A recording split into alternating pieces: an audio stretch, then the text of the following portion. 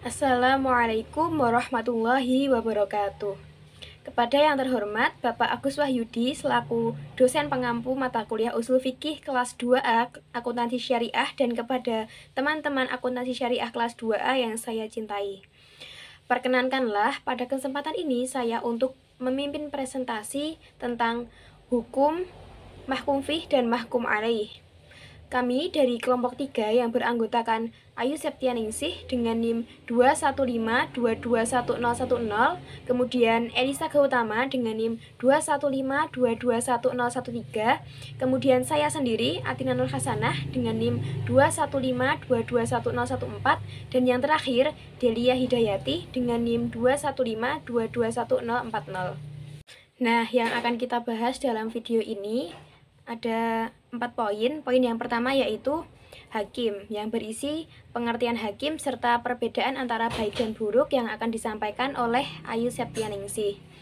Kemudian poin yang kedua ada mahkum fih, yang berisi pengertian dan syarat-syaratnya yang akan disampaikan oleh Elisa Gautama. Dan poin yang ketiga adalah mahkum alaih, yang berisi pengertian dan syarat-syaratnya yang akan disampaikan oleh saya sendiri. Dan yang terakhir ada ahliyah, yang berisi pengertian, pembagian, dan awaridul ahliyah yang akan disampaikan oleh Delia Hidayati. Nah, kita masuk ke materi yang pertama, yaitu hakim yang akan disampaikan oleh Ayu Septianingsih. Kepadanya saya persilahkan. Baik, di sini saya akan mempresentasikan materi mengenai pengertian hakim. Kata hakim secara etimologi berarti orang yang memutuskan hukum. Dalam istilah fikih, kata hakim juga dipakai sebagai orang yang memutuskan hukum di pengadilan yang sama maknanya dengan qadhi.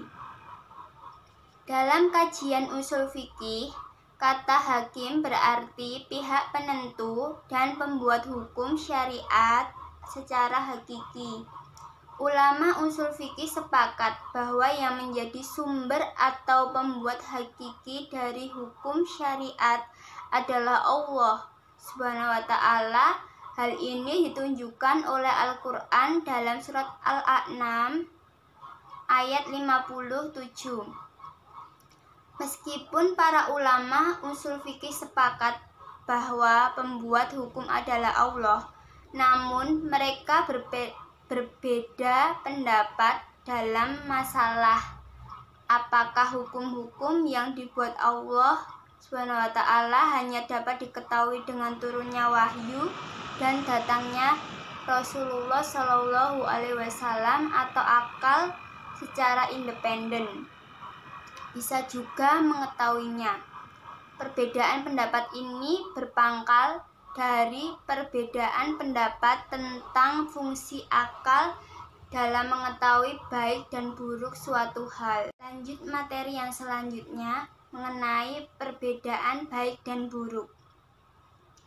Perbedaan pendapat tentang baik dan buruk dalam kajian usul fikih berasal dari perbedaan pendapat di kalangan para ahli ilmu kalam. Hal yang diperbedakan adalah tentang apakah nilai baik dan buruk suatu benda merupakan sifat esensi dari benda itu atau tidak.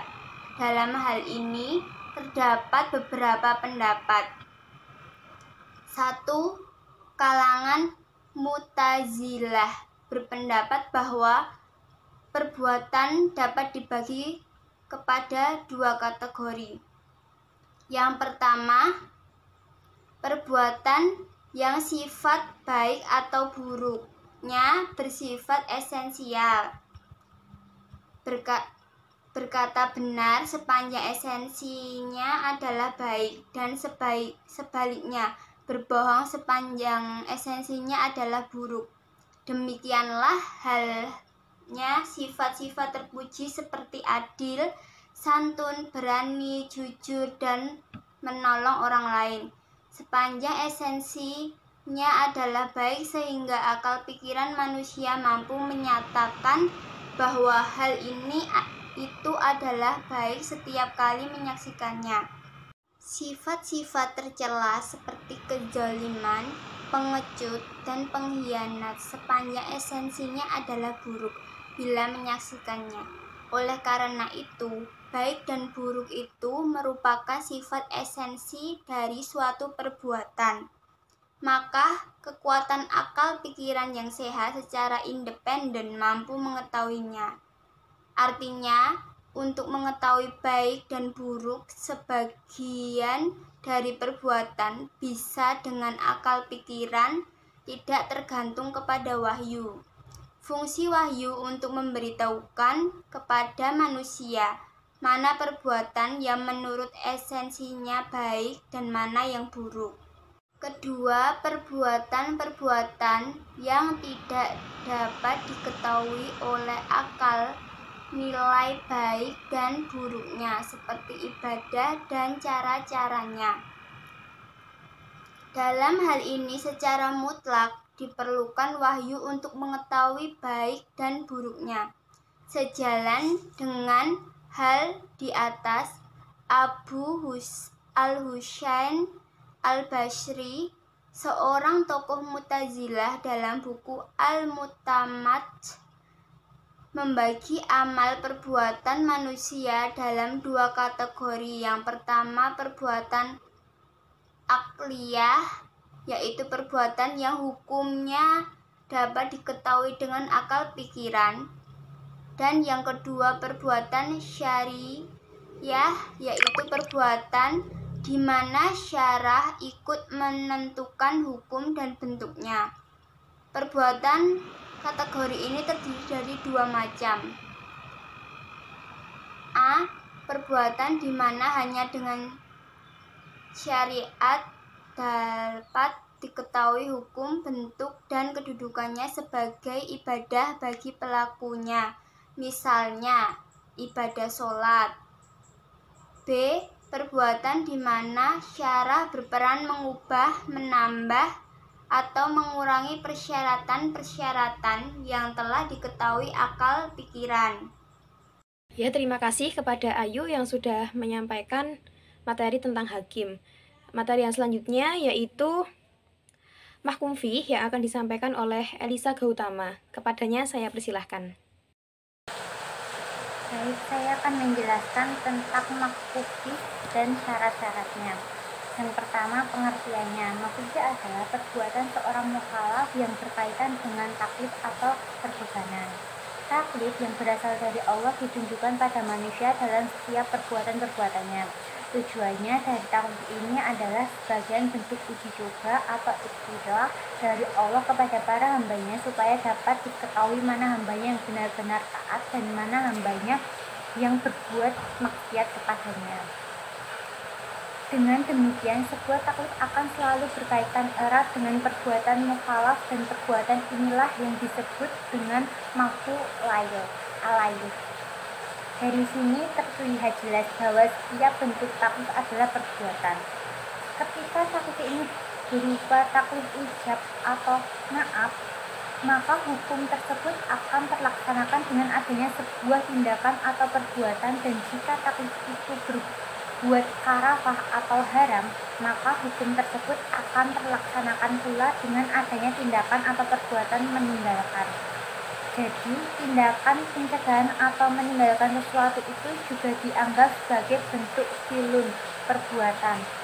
Sekarang terdapat beberapa syarat mahkum fih. Syarat-syarat mahkum fih adalah yang pertama, perbuatan tersebut harus diketahui secara sempurna oleh seseorang mukallaf sehingga tergambar tujuan dan jelas dan mampu melaksanakannya. Dengan demikian, seseorang itu tidak diwajibkan melaksanakan sholat sebelum jelas rukun-rukunnya dan kaifilahnya. Yang kedua, perbuatan itu diketahui berasal dari zat yang mempunyai kewenangan untuk memberikan taklif. Sebab dengan pengetahuan ini seseorang akan mampu mengarahkan kehendaknya untuk melaksanakan yang perlu diperhatikan. Yang perlu diperhatikan dalam masalah ini adalah mengenai pengetahuan. Pengetahuan yang dimaksud adalah ikmal al-ilmi.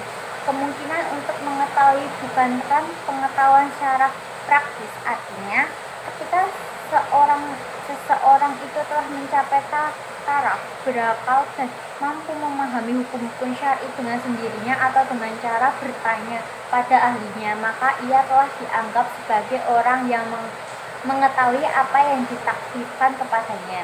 Yang ketiga, perbuatan tersebut harus bersifat mungkin untuk dilaksanakan atau ditinggalkan. Mayoritas ulama menyatakan bahwa taklid itu tidak sah jika perbuatan-perbuatan yang mustahil untuk dikerjakan, seperti mengharuskan untuk melaksanakan dua hal yang saling bertentangan, mewajibkan dan melarang satu waktu, mengharuskan manusia untuk terbang, dan lain-lain. Meski demikian, ternyata masih ada sekelompok ulama yang memperbolehkan taklid pada perbuatan yang mustahil. Pendapat ini dipegang oleh ulama-ulama dari kalangan Asy'ari. Mereka mengajukan hujan, andaikan taklid terhadap hal yang mustahil itu tidak diperbolehkan, maka tidak akan pernah terjadi, sementara kenyataannya taklid itu telah terjadi, seperti pada kasus taklid yang diberikan pada Abu Jahal untuk beriman dan membenarkan risalah Rasul. Dalam hal ini Allah telah mengetahui bahwa Abu Jahal tidak akan pernah beriman. Pendapat ini sangat disanggah jumhur bahwa meskipun pada kenyataan Abu Jahal tidak beriman, namun taklid tersebut sebenarnya masih bersifat mungkin dan tidak mustahil bagi Abu Jahal. Sekian penjelasan saya mengenai makluki. Waktu dan tempat saya kembalikan ke moderator. Terima kasih. Terima kasih kepada Elisa yang telah menyampaikan tentang mahkum fih. Materi yang selanjutnya yaitu mahkum alaih yang akan disampaikan oleh saya sendiri. Nah, kita masuk ke materi mahkum alaih atau orang mukallaf. Pengertian mahkum alaih adalah orang mukallaf di mana perbuatannya menjadi tempat berlakunya hukum Allah dan firman Allah. Seperti firman Allah Subhanahu wa taala, aqimus shalah dalam surat Al-Baqarah ayat 110 yang ditunjukkan kepada orang mukallaf, bukan kepada anak-anak atau kepada orang gila. Segala perintah dan larangan tertumpu kepada kemampuan. Hak-hak Allah Subhanahu wa taala dan hak-hak manusia tidak dibebankan kepada selain yang mempunyai kemampuan.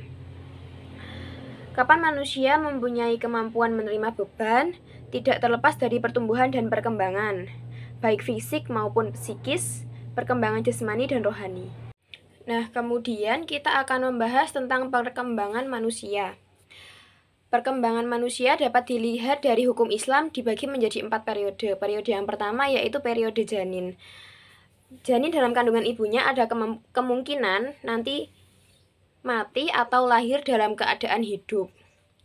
Bila lahir dalam keadaan mati, maka hilanglah semua haknya. Oleh karena itu, ulama Hanafiyah berpendapat bahwa harta yang ditetapkan sebagai pemiliknya harus ada dalam pengawasan orang yang dapat dipercaya dan tidak boleh menggunakan harta tersebut kecuali untuk pemeliharaan. Selain itu, janin dalam kandungan masih bisa dibangsakan dengan ibunya, sehingga bila ibunya seorang merdeka, janin yang kelak menjadi merdeka juga. Perkembangan yang kedua yaitu periode bayi. Setelah janin lahir, barulah ia dipandang berdiri sendiri sebagai seorang individu. Ia akan menerima hak-haknya seperti manusia sempurna dan akan menerima kewajiban tuntutan syara. Periode yang ketiga yaitu periode mumayyiz. Mumayyiz adalah periode persiapan untuk menerima hak dan kewajiban yang sebenarnya. Apabila suatu pekerjaan dipandang membawa kemaslahatan dan kemanfaatan bagi dirinya, maka boleh dilakukan. Apabila pekerjaan membawa mudarat bagi dirinya, maka tidak boleh dilakukan. Kemudian periode yang keempat yaitu periode balik. Periode balik dipandang periode yang sudah matang untuk menerima beban kewajiban. Perkembangan fisik dan psikis sudah sempurna. Dalam masa ini dianggap memiliki kecakapan dan kemampuan untuk memahami kitab Allah Subhanahu wa taala. Kemudian kita masuk ke materi syarat-syarat menerima beban. Orang dapat menerima beban dengan baik dan sempurna bila dapat memenuhi beberapa syarat berikut. Yang pertama yaitu mukallaf. Seorang mukallaf dapat memahami khitab pembebanan baik dengan perantara orang lain maupun memahami sendiri, baik kitab Al-Quran maupun hadis. Seorang yang tidak dapat memahami kitab aktif tidak akan dapat menjalankan apa yang telah dibebankan kepadanya dengan baik dan benar sesuai dengan ketentuan syara. Kemudian syarat yang kedua yaitu berakal. Akal adalah alat untuk memahami kitab taklif. Seorang yang akalnya kurang sempurna sehingga tidak dapat memahami kitab, tidak mendapat tuntutan beban seperti anak kecil, orang gila, dan sebagainya. Kemudian syarat yang terakhir yaitu kemampuan menerima beban. Kemampuan beban adalah keputusan seorang untuk mempunyai hak dan kewajiban. Materi selanjutnya adalah ahliyah yang akan disampaikan oleh Delia Hidayati. Kepadanya saya persilahkan. Oke, teman-teman, saya akan melanjutkan memaparkan materi mengenai ahliyah. Nah, secara harfiah atau etimologi, ahliyah ini berarti kecakapan menangani suatu urusan. Misalnya nih, orang yang memiliki kemampuan dalam suatu bidang, maka ia dianggap ahli untuk menangani bidang tersebut. Sedangkan arti ahliyah secara terminologi menurut para ahli usul fikih ialah suatu sifat yang dimiliki seseorang yang dijadikan oleh syar'i untuk menentukan seseorang itu telah cakap untuk dikenai tuntutan syara. Nah, dari definisi tersebut dapat dipahami bahwa ahliyah ini adalah sifat yang menunjukkan bahwa seseorang itu telah sempurna jasmani dan juga akalnya sehingga seluruh tindakannya itu dapat dinilai oleh syara. Kemudian orang yang telah mempunyai sifat tersebut itu dianggap telah sah untuk melakukan suatu tindakan hukum, dan ia juga dianggap telah mampu untuk menerima suatu tanggung jawab. Kemudian pembagian ahliyah menurut para ulama usul fikih, ahliyah ini terbagi dalam dua bentuk, yaitu ahliyah al-ada dan ahliyah al-wujub. Kita bahas dulu yang ahliyah al-ada atau kemampuan untuk berbuat. Definisinya yaitu kemampuan seseorang untuk melakukan suatu perbuatan yang dipandang sah menurut syara, baik dipandang ibadah seperti sholat, puasa, haji, dan lain-lain, atau muamalah yaitu mampu melaksanakan transaksi jual beli, atau jinayat yaitu tindak pidana terhadap harta benda atau jiwa, dan lain sebagainya. Perbuatan itu sah apabila menimbulkan hukum. Kemudian ahliyah al-ada ini atau kemampuan untuk berbuat itu dibagi menjadi 3. Yang pertama yaitu kemampuan untuk berbuat yang sempurna, kemudian yang kedua adalah kemampuan untuk berbuat kurang sempurna, dan yang ketiga adalah tidak mempunyai kemampuan untuk berbuat. Nah, yang pertama tadi yaitu kemampuan untuk berbuat yang sempurna, yang termasuk dalam kategori ini adalah semua orang yang berakal sempurna dan sudah dewasa. Kemudian yang kedua adalah kemampuan untuk berbuat kurang sempurna, yang termasuk dalam kategori ini adalah anak mumayyiz. Perbuatan anak mumayyiz itu dapat dibedakan menjadi 3. Yang pertama yaitu perbuatan yang mengandung manfaat. Contohnya adalah seperti menerima hadiah atau sedekah. Nah, perbuatan ini sah tanpa harus meminta izin kepada walinya. Kemudian yang kedua yaitu perbuatan yang mengandung unsur pemindahan hak milik, contohnya seperti wasiat wakaf. Nah, ini tidak sah walaupun dengan seizin walinya. Kemudian yang ketiga adalah perbuatan yang mengandung manfaat dan juga pemindahan hak milik. Ini contohnya seperti transaksi jual beli atau sewa menyewa. Hal ini tergantung pada walinya apakah mengizini atau tidak.